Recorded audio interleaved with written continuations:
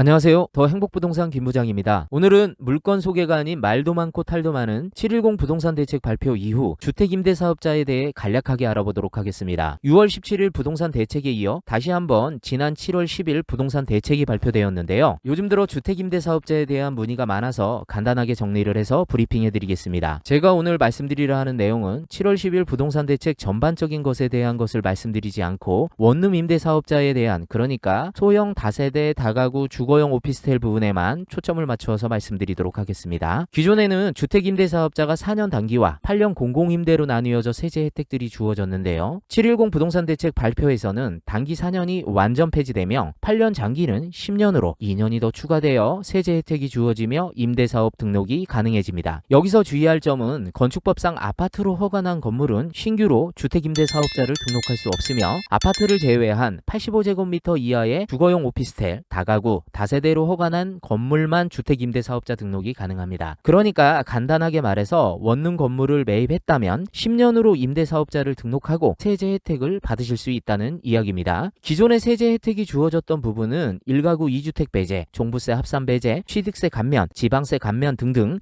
여러 가지 혜택이 있었는데요. 이 부분은 입법이 되어봐야 정확하고 세세하게 세제 혜택이 발표될 듯 합니다. 또한 기존의 4년 단기 임대사업자는 언제든 장기 임대인 8년으로 전환이 가능했습니다. 하지만 이제부터는 불가합니다. 4년이 만료되면 소멸된다고 보시면 맞습니다. 임대사업 4년제는 완전 폐지되기 때문입니다. 하지만 기존 임대 등록자들은 그동안 적용되었던 세제 혜택들을 임대사업 기간 동안 그대로 유지됩니다. 그나마 기존 임대사업자들에게 소급 적용을 해주겠다는 것이 다행인 점인 것 같습니다. 또 하나 바뀌는 점은 임대사업자를 등록할 경우 세입자들의 임차보증금 반환을 용이하기 위해 임대보증금 보증가입이 의무화됩니다. 이로 인해 세입자들은 좀 더 안전하게 보증금을 반환받으실 수 있겠죠. 솔직히 원룸 임대사업을 하며 보증금을 돌려주지 못하는 경우는 거의 없다고 봐야 하기 때문에 임대사업자들에게 큰 불이익은 아닙니다. 어쩌면 세입자들이 보증금 반환에 대하여 불안감을 해소시켜 좀 더 원활하고 합리적으로 임대를 놓으실 수 있는 부분이기도 합니다. 중요한 부분 한 가지 더 말씀드릴 부분은 입법 통과 후 임대차 3법이 시행될 건데요. 기존의 혜택과 얼마나 차이가 나는지 하나씩 짚어보겠습니다. 첫째, 전월세 신고제 시행으로 임대차 계약 시 실거래 신고가 의무화됩니다. 그동안 매매 시에만 실거래 신고가 의무화되었는데요. 이제부터는 전세나 월세 부분 모두 실거래 신고를 계약 당사자가 30일 이내에 신고를 하여야 합니다. 일단 조정 대상 지역부터 실행이 될 것이며 추후 모든 지역이 확대될 듯 합니다. 이 부분 많이 힘들다고 생각하실 수도 있는데요. 기존 임대 등록자들은 이미도 전월세 신고제를 시행하고 있었다고 봐도 무난합니다. 왜냐하면 기존 임대 등록 사업자들은 이미도 구청에 계약일로부터 3개월 이내에 임대 등록 신고를 해왔기 때문에 같은 맥락이라고 생각하시면 되실 것 같습니다. 둘째, 전월세 상한제로